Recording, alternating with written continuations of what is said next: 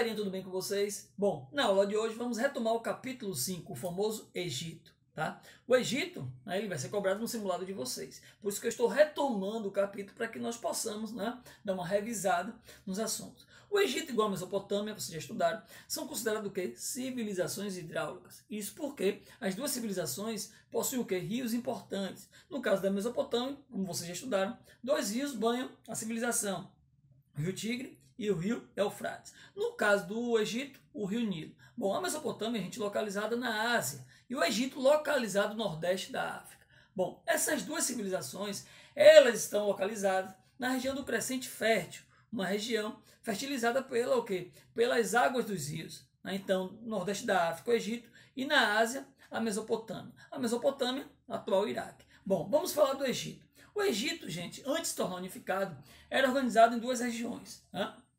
O Baixo Egito e o Alto Egito. Por volta de 3200, né? Menes, né? Que era nomo, ele vai unificar o Egito, fazendo com que o Egito se torne o primeiro estado unificado. Tanto é que cada líder de determinada região, eles tinham o quê? Coroas diferentes. Então, a partir do momento que o Egito é unificado por volta de 3200, essas coroas vão se entrelaçar, né? Sinalizando que o Egito acabou de ser o quê? Unificado. Então ele é unificado a partir de 3200. Então a pessoa que passa a tomar conta do Egito, a administrar o Egito, fica conhecido como um faraó. Então o Egito, gente, primeira civilização o quê? Primeiro estado unificado. Bom, a sociedade egípcia, como vocês sabem, igual a Mesopotâmia, é uma sociedade totalmente estratificada, ou seja, não havia mobilidade social. No topo da pirâmide estava quem? O faraó. Na Mesopotâmia era o Patesi. No Egito, o faraó, que era o quê? O líder político e religioso. Tanto é que o sistema político do Egito é o sistema político teocrático. Ou seja, o faraó, que é a representação de Deus na terra, ele governava o Estado.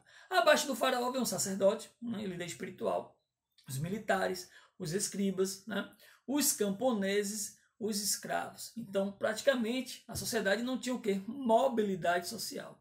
A economia egípcia é fundamentada praticamente na agricultura. Existiam pouquíssimas relações comerciais, mas o carro forte da economia é a agricultura. Tanto é que o modo de produção do Egito é o mesmo modo de produção da Mesopotâmia, né? O modo de produção asiático. Ah, professor, o Egito está na África, mas se é o mesmo modo de produção da Mesopotâmia, ele vai ficar conhecido como, vai ser referenciado como modo de produção que? Asiático, onde as terras pertencem ao chefe do Estado, no caso da Mesopotâmia, o Patesi, e no caso do Egito, o faraó, e as pessoas trabalham no regime de servidão coletiva. Né? Então, quem trabalhava na agricultura eram os camponeses e os escravos. Né?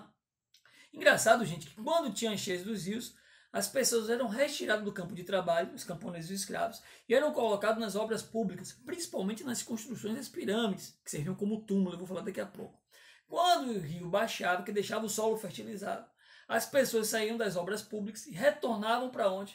Para as plantações. E isso passava a dinamizar a agricultura. Então o rio Nilo, no Egito, ele tinha uma importante função, que era fertilizar o solo. E por causa disso ele era reverenciado pelos egípcios, principalmente pelo faraó, onde ele desenvolveu o quê? Cerimônias para agradecer as cheias dos rios. Né? Os egípcios se destacam, gente, pela questão da ciência, né? O processo de mumificação. Mas por que o processo de mumificação? Fique ligado.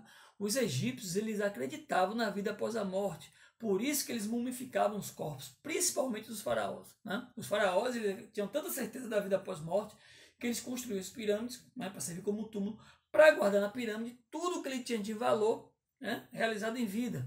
Então, quando ele morria, tudo de valor que pertencia ao faraó era levado junto com ele para dentro da pirâmide, porque ele tinha certeza que depois, na vida após a morte, ele iria o quê? Utilizar tudo. Né? Então, o ouro, o pão, na forma líquida, conhecido como cerveja, não tinha álcool, não é a cerveja que vocês conhecem hoje. Né?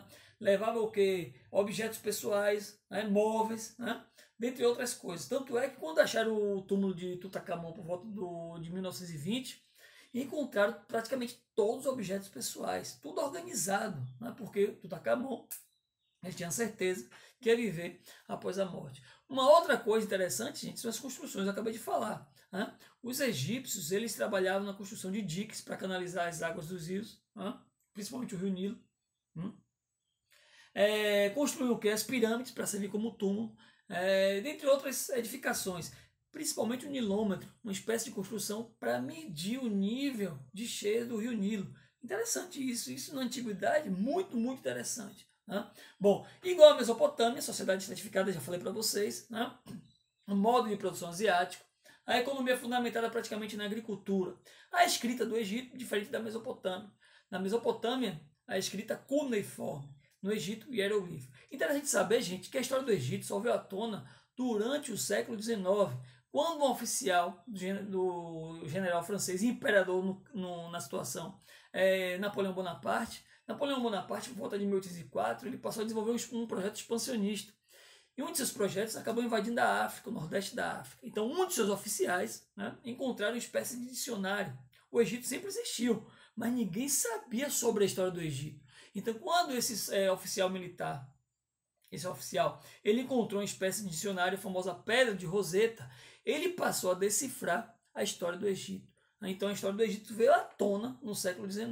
Isso graças ao imperador francês Napoleão Bonaparte. Então, fica a dica. Releiam os textos do módulo, o texto que eu passei para vocês, né?